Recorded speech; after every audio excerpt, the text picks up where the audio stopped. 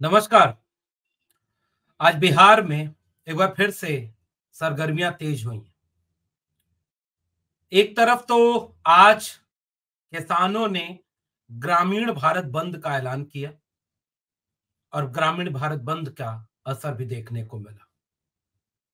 किसान आंदोलन जो पिछली बार प्रधानमंत्री नरेंद्र मोदी को झुकाने में कामयाब रहा और प्रधानमंत्री को माफी मांगनी पड़ी कि शायद मेरी तपस्या में कुछ कमी रह गई थी और उन्होंने वो काले कानून, सो कॉल्ड काले कानून, क्योंकि हम लोग भाषा विज्ञान वाले, हम लोग काले गोरे को लेकर थोड़ा दूसरे ढंग से सोचते हैं, लेकिन वो कानून वापस ले लिए।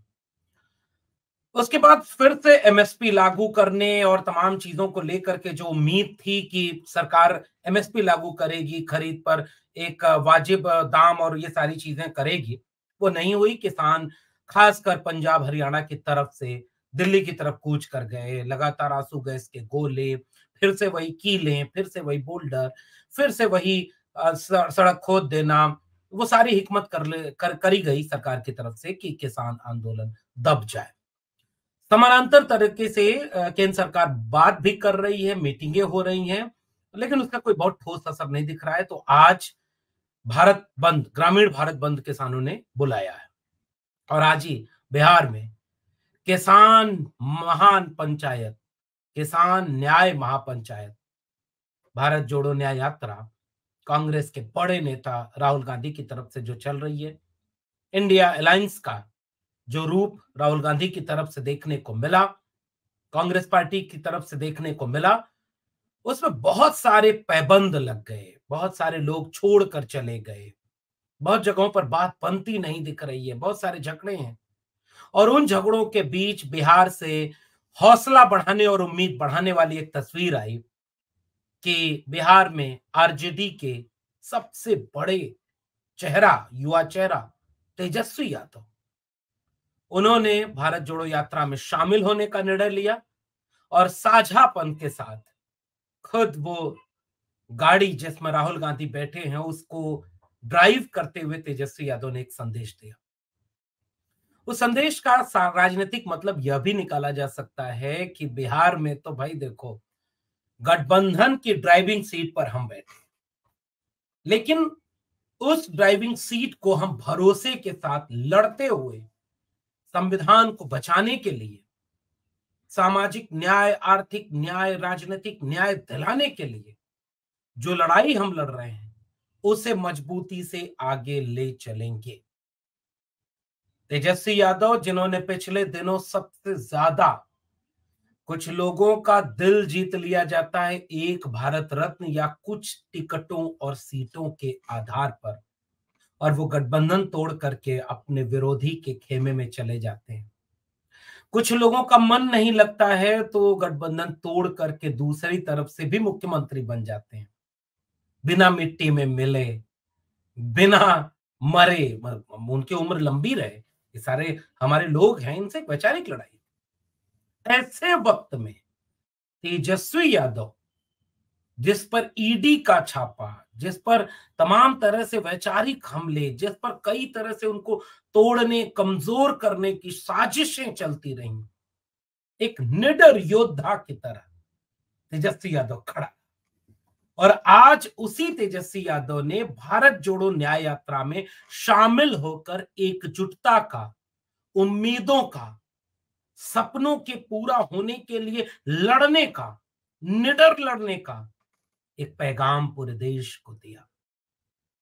और किसान महापंचायत उसमें शामिल होकर के उन्होंने फिर से देश के लोगों के सामने यह संकेत पुख्ता तरीके से रखने में कामयाबी हासिल की कि लाख बाधाएं आए, लाख मुश्किलें आए, हम थोड़े से वे लोग हैं जो बिना डरे, बिना झुके, बिना रुके मुल्क के निजाम से, विचारों और सिद्धांतों की लड़ाई लड़ेंगे। राहुल गांधी, जिनसे आप कई जगहों पर सहमत असहमत हो सकते हैं, आपकी राय अलग हो सकती है, लेकिन एक बात तो आप भी मानते होंगे, पता नहीं आप राहुल गांधी को कि राजनेता होने को स्वीकार करें या न करें, वो एक दीगर बात है, लेकिन राहुल गांधी एक ऐसे नेता जिनका विचार स्पष्ट है कि भाई पूरे देश को निजी हाथों में बेचा जा रहा है। किसानों को मंच पर बुलाकर राहुल गांधी और तेजस्वी यादव ने उनके दर्द को सुना, उनके मुद्दों को सुना और फिर पूरे देश के लोगों से एक सवाल पूछा कि अगर देश के प्रधानमंत्री ने यह वादा कर दिया था कि 2022 तक किसानों की आय दोगुनी कर देंगे, तो क्या किसानों की आय दोगुनी हुई? क्या एमएसपी उन्हें मिली? क्या किसानों को मुआवजा मिला? क्या किसानों को लखीमपुर खीरी में हुए अन्याय का न्याय मिला? क्या उनकी मांगों को पूरा किया गया? ये एक लोकतांत्रिक सवाल है और इस लोकतांत्रिक सवाल में किसान का दर्द अगर सामने है तो एक सजग जिम्मेदार विपक्ष का जो दायित्व है वो निभाने के लिए राहुल गांधी ने एक हिम्मत दिखाई। उन्होंने ये भी वादा कर दिया कि हमारी सरकार बनेगी तो हम ये सारी मांगे पूरी करेंगे और ये मांग पूरी करनी चाहिए। इस बात को भी उन्होंने पुख्ता तरीके से सामने रखा है और इस तरह से जब हम इस पूरे मसले को देखते हैं और तब उसका बिहार पर पड़ने वाला राजनीतिक असर को देखते हैं, तब उसका विश्लेषण करना बड़ा दीगर हो जाता है। चाहे अग्निवीर का मसला हो, उन्होंने कहा कि 1 लाख से ज्यादा, लगभग 1.5 लाख उतने जो नौजवान हैं वो सेना में तैयारी कर रहे हैं कि कैसे जाएं। पिछली बार आंदोलन हुआ तो 700 किसान शहीद हुए, 750। और फिर जब ये आंदोलन हुआ तो इन्होंने इस तरह की कहा कि भाई हम मांग नहीं पूरी कर रहे। हमने, कांग्रेस ने, और ये उनका अपना बयान है कि हमने इस मांग को पूरी करने के लिए काम किया। अग्निवीर का जब बात आई तो उन्होंने कहा अग्निपथ स्कीम आने के पहले 1,50,000 युवाओं ने वर्षों तक मेहनत की और उन युवाओं को सेना ने मौका दिया। तभी कोरोना आया और तकरीबन 3 साल भटकने के बाद उन युवाओं से कहा गया कि हम सेना में आपको नहीं ले सकते। आज तक ये युवा इधर उधर भटक रहे हैं। हमने इन युवाओं से कहा कि आपकी लड़ाई हमारी लड़ाई है और इसलिए हम आपसे कहना चाहते हैं कि अग्निवीर के मुद्दे पर भी हम आपके साथ खड़े हैं। वहां से फिर से राहुल गांधी ने यह कहा कि 2-3 अरबपतियों को पूरा फायदा मिल रहा है और युवाओं का ध्यान हटाया जा रहा है। और राहुल गांधी ने फिर तेजस्वी यादव की तारीफ करते हुए कहा कि बिहार में तेजस्वी यादव ने जब वो सरकार में थे तो उन्होंने नौकरियों को, सरकारी नौकरियों को देने की पूरी कोशिश की और जब हमारी इंडिया अलायंस की सरकार बनेगी तो पूरे देश में सरकारी पदों पर पूरी भर्ती की जाएगी। ये बात सीधे राहुल गांधी ने कही और उस मंच का इस्तेमाल तेजस्वी यादव ने फिर से एक बड़ा पैगाम देने के लिए, बड़ा नैरेटिव सेट करने के लिए उन्होंने पूरे इस विमर्श को खड़ा करके कहा। तेजस्वी यादव संबोधित कर रहे थे बिहार के लोगों को, देश के लोगों को, कि भाई हम तो लड़ रहे और हमारे लोग जो हमारे साथ होने चाहिए थे, अचानक हम लोगों को लगा कि देश में एकजुटता की जरूरत है, सबको मिल के काम करने की जरूरत है, क्योंकि देश पर आने वाले समय में गंभीर खतरा है और उस खतरे से बचने के लिए हमें एकजुट होने की जरूरत है और हमने एक थके हुए मुख्यमंत्री को साथ देना चुना। देखिए, आलोचना की भी एक भाषा होती है, संयम की भाषा होती है, सम्मान की भाषा होती है और जब भी आप तेजस्वी यादव को सुनेंगे या खुद राहुल गांधी को सुनेंगे, और मैं तीसरे नेता के तौर पर जोड़ता हूं, उत्तर प्रदेश में जब ये यात्रा आएगी तो वो नेता भी भारत जोड़ो यात्रा में शामिल होने के लिए तैयार बैठा है और उस नेता का नाम है अखिलेश यादव। छवियां खराब की जाएंगी तीनों नेताओं की। मैं अपने दर्शकों और श्रोताओं और दोस्तों से एक बात कहना चाह रहा हूं, क्या आपने कभी हेमंत बिस्व शर्मा की छवि खराब होते, उनकी राजनीति पर, उनके लोगों के सवाल पूछने पर बात सुना है? नहीं सुना होगा आपने। क्या आपने ये सुना कि कभी ये कहा जाए कि बीजेपी जो जातिवाद करती है, जो कहती है कि सबका साथ सबका विकास, वो जाति जनगणना क्यों नहीं कराना चाहती? लेकिन अखिलेश यादव अगर टिकट दे देंगे कि 3 राज्यसभा में, तो उसमें पहले से ही एकदम तय प्लान तरीके से उनकी छवि पर हमला किया जाएगा कि जैसे उसी में सारा न्याय होना था, आगे पीछे कोई नहीं देखा जाएगा। तो और अखिलेश यादव की छवि को खराब कर दो, उनके अपने लोगों से उनके खिलाफ बुलवाने लगो जो साथ में खड़े हैं। वो क्या राजनीति है, इस बात को आप भी समझते हैं, कौन किस बात पे नाराज है और किस बात पर ठीकरा फोड़ रहा है। और अखिलेश यादव को बदनाम कर दो कि वो अपने साथियों को साथ नहीं रख पाते। ठीक यही बदनाम करने की छवि तेजस्वी यादव के ऊपर रहती कि तेजस्वी यादव अरे भाई भ्रष्टाचारी है। तेजस्वी यादव से ज्यादा भ्रष्टाचार करके जो अभी तक तो यहाँ साबित भी नहीं हो पाया, जाने कितने लोग आज भी इस देश में बड़े बड़ी कुर्सियों पर बैठे हैं, और बहुत सारे लोग तो बीजेपी ज्वाइन करके उनकी वॉशिंग मशीन में पाक साफ पवित्र धर्मार्थी राष्ट्रवादी होकर निकलते हैं और राज करते हैं। लेकिन मीडिया के जरिए, पूर्वाग्रही जातिवादी लोगों के जरिए जैसे अखिलेश यादव की छवि खराब की जा रही है इस समय, जबकि लड़ रहे वो, तो वो कहीं लड़ते हुए मजबूत न पड़े, तो उनके लोगों को तोड़ लो, जयंत चौधरी को खींच लो, क्योंकि जयंत चौधरी आ सकते हैं, तो जयंत चौधरी को खींच करके अखिलेश यादव गठबंधन से निकाल लो। फिर पल्लवी पटेल के बयान को खूब बढ़ा चढ़ाकर दिखाओ, स्वामी प्रसाद मौर्य की नाराजगी को खूब बढ़ा चढ़ाकर दिखाओ, और जो सकारात्मक पहलू होगा उस पर बात ही मत करो, और अखिलेश यादव की छवि को खराब करो, तेजस्वी यादव की छवि को खराब करो कि नीतीश कुमार क्यों छोड़कर चले गए, तो नीतीश कुमार पर बात नहीं होगी, तेजस्वी यादव पर बात होगी। ठीक यही काम राहुल गांधी के साथ तो कई दशकों से, और ये सारे बहुजन नेताओं के साथ हुआ है, और गैर बहुजन नेताओं में विचार के कारण राहुल गांधी के साथ हुआ है। और आज कल्पना करिए कि बिहार से जब वो पैगाम गया, और जब तेजस्वी यादव ड्राइव कर रहे थे, उस गाड़ी को ड्राइव कर रहे थे जिसको लेकर के राहुल गांधी अपनी न्याय यात्रा में चल रहे थे, और बगल में राहुल गांधी बैठे हुए हैं, पूरे देश के लोगों को एक पैगाम कि एकजुट रहने का, साथ रहने का क्या क्या रास्ता बचा हुआ है, उसका एक पैगाम बिहार की राजनीति ने दिया है। तो इमेज खराब करने की जो पूरी पॉलिटिक्स है, या छोटे छोटे रूप में इस गठबंधन को तोड़कर अलग करने की पॉलिटिक्स है, इसके लड़ते हुए ये तीन नेता उत्तर भारत में आपको देखने को मिलेंगे, तेजस्वी यादव, अखिलेश यादव और राहुल गांधी। और बिहार में आज उसका एक रूप देखने को मिला, और अखिलेश यादव ने तो चिट्ठी लिखकर समर्थन भी कर दिया है कि अमेठी या रायबरेली दोनों में से किसी एक जगह वो खुद इस भारत जोड़ो न्याय यात्रा में शामिल होंगे। और एक तस्वीर फिर उस दिन आएगी, फिर उस दिन हम लोग बात करेंगे उन तस्वीरों के मायने क्या है, इस राजनीति के मायने क्या है। अब इसके राजनीतिक पहलू पर थोड़ा विश्लेषण करते हैं। लोग ये कहेंगे कि बिहार में कांग्रेस का कितना वोट है, लोग ये आरोप लगाएंगे कि उत्तर प्रदेश में कांग्रेस का कितना वोट है।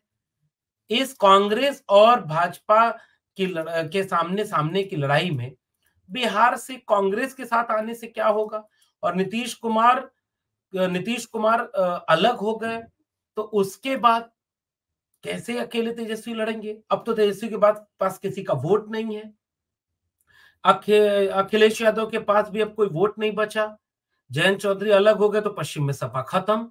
ये नैरेटिव बनाया जाएगा, लगातार ये नैरेटिव बनाया जाएगा, और इस नैरेटिव के जरिए ये कहा जाएगा कि कैसे इन लोगों के पास तो कोई वोट नहीं है। लेकिन इस बात को यहां से समझे, चाहे किसानों का सवाल हो, अगर सीधे आज तेजस्वी यादव ने भी ये बात बोली कि लालू जी के समय मंडियां हुआ करती थी और नीतीश जी आए तो मंडी वाला पूरा प्रकरण खत्म कर दिया, इससे भी तो एक सवाल पैदा होगा, इससे भी तो एक सवाल इस तरह से भी पैदा होगा कि भाई अब इसके बाद क्या।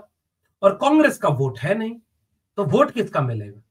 एक कंसोलिडेशन केवल मुस्लिम वोट का होगा नहीं, जो लड़ने वाले लोग हैं, जो टकराने वाले लोग हैं, जो आंख में आंख मिलाकर सवाल करने वाले लोग हैं, जो वो सारे लोग अगर थोड़ा भी उनका विवेक, चेतना और जमीर तीनों जिंदा होगा, तो वो देखेंगे कि अग्निवीर योजना पर कौन बात कर रहा है, ओल्ड पेंशन इन स्कीम पर कौन बात कर रहा है, पूरे देश को कुछ उद्योगपतियों के हाथों बेचे जाने के खिलाफ कौन बोल रहा है कि छोटे छोटे हस्तशिल्प कुटीर उद्योग भी फले फूले।